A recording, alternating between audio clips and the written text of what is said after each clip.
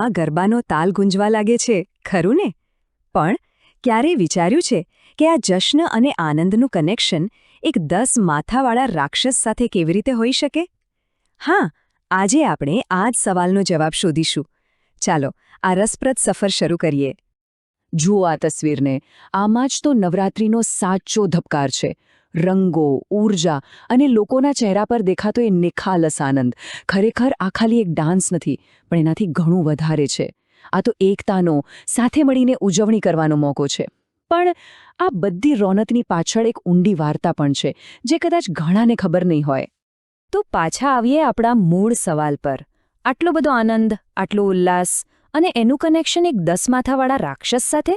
આ કેવી રીતે શક્ય છે? એક તરફ છે જિંદગીનો જશ્ન અને બીજી તરફ બુરાઈનું પ્રતીક.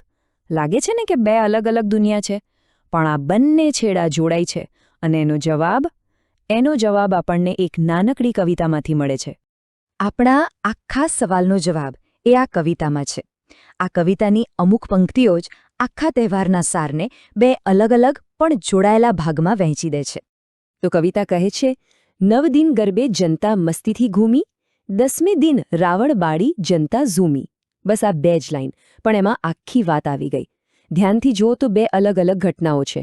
પહેલા 9 દિવસ એ તો છે શુદ્ધ આનંદ, અને પછી 10મા દિવસે આવે છે એક મોટો ટ્વિસ્ટ. આ જ છે આપણી આખી વાતનો પાયો.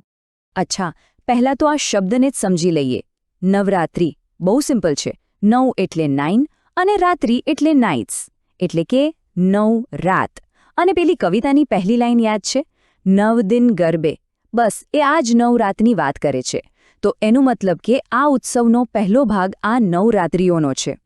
તો સવાલ ઈ છે કે આ 9 રાત્રિઓમાં એવું તો શું થાય છે?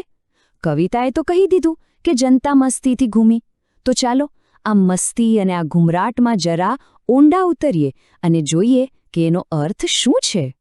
અને આ સમજવા માટે પાછા આવીએ પેલી ઊર્જાથી ભરેલી તસવીર પર. હવે ખ્યાલ આવે છે કે આ કોઈ એક સાંજની વાત નથી.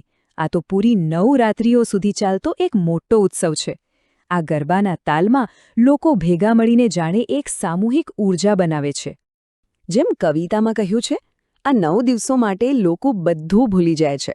પોતાની ચિંતાઓ, કામકાજ અને બસ સંગીત અને તાલમાં ખોવાઈ જાય છે. અને સૌથી સુંદર વાત શું છે ખબર છે? ગરબાના એ વર્તુળમાં કોઈ નાનું નથી, કોઈ મોટું નથી, બધા જ એક સરખા છે.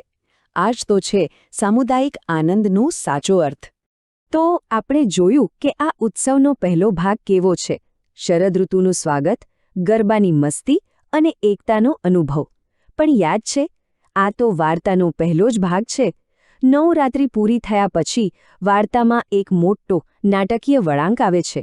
સારું, 9 રાત્રિનો આનંદ તો માણી લીધો, પણ પછી શું? હવે આવે છે કવિતાની બીજી લાઈન, જે આપણને સીધા 10મા દિવસે લઈ જાય છે. અને એ દિવસે આખી ઉજવણીનું રૂપ જ બદલાઈ જાય છે. સવાલ એ છે કે એવું તે શું થાય છે એ દિવસે? કવિતા બહુ સરળ રીતે કહે છે, 10મે દિન, બસ આટલું જ. પણ આટલા શબ્દોમાં જ કેટલી બધી ઉત્સુકતા છે. 9 દિવસની મસ્તી પછી હવે વાર્તાનો બીજો ભાગ શરૂ થવા જઈ રહ્યો છે. અને અહીં આવે છે કહાનીનો ક્લાઇમેક્સ. જ્યાં નૃત્ય અને સંગીત હતા, ત્યાં હવે અગ્નિની જ્વાળાઓ દેખાય છે. 10 માથાવાળા રાક્ષસ રાવણનું પૂતળું સળગી રહ્યું છે. પણ સમજો, આ ખાલી એક પૂતળું નથી સળગતું, આ તો બુરાઈના અંતનું પ્રતીક છે.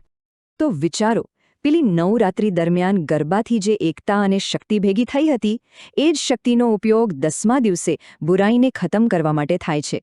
એટલે જ આ રાવણ દહન ખાલી એક રિવાજ નથી, એ તો એક શક્તિશાળી સંદેશ છે. તો હવે આખી તસવીર સ્પષ્ટ થઈ રહી છે, બરાબર ને? એક બાજુ છે 9 રાતનો ગરબો અને બીજી બાજુ છે 10મા દિવસનું રાવણ દહન. ચાલો હવે આ બંનેને જોડીને સમજીએ કે કેવી રીતે આ નૃત્ય જ વિજયનો રસ્તો બને છે. અહીં જુઓ, વાર્તાના બંને હિસ્સા એક જ ફ્રેમમાં. 9 રાત્રિ સુધી ગરબા રમીને જે પોઝિટિવ એનર્જી, જે સામૂહિક તાકાત ઊભી થાય છે, એ જ તાકાત 10મા દિવસે બુરાઈ પર જીત મેળવે છે. તો એમ કહી શકાય કે ગરબાનું નૃત્ય એ આવનારા વિજયની તૈયારી છે. તો આખી વાતને સરળ રીતે સમજીએ તો કવિતા એકદમ સાફ વાર્તા કહે છે. શરૂઆત થાય છે નવરાત્રિના ગરબાથી. પછી વાર્તા ક્લાઇમેક્સ પર પહોંચે છે 10મા દિવસે રાવણ દહન સાથે અને એનો અંત આવે છે સારાની જીતના શાનદાર જશ્નમાં. એટલે જ નવરાત્રિ ખાલી એક તહેવાર નથી, એ તો તાલ અને આગથી લખાયેલી એક શાનદાર ગાથા છે. એક એવી વાર્તા જે આપણને દર વર્ષે યાદ કરાવે છે કે જ્યારે લોકો એક થઈને આનંદમાં જોડાય છે ત્યારે મોટી મોટી બુરાઈઓને પણ હરાવી શકાય છે. અને અંતે આ આખી વાત આપણને એક સવાલ સાથે છોડી જાય છે. આપણા પોતાના જે તહેવારો છે, જે પરંપરાઓ છે, એ વિજય અને આશાની કઈ વાર્તાઓ કહે છે? આ સવાલ પર જરૂર વિચાર કરજો.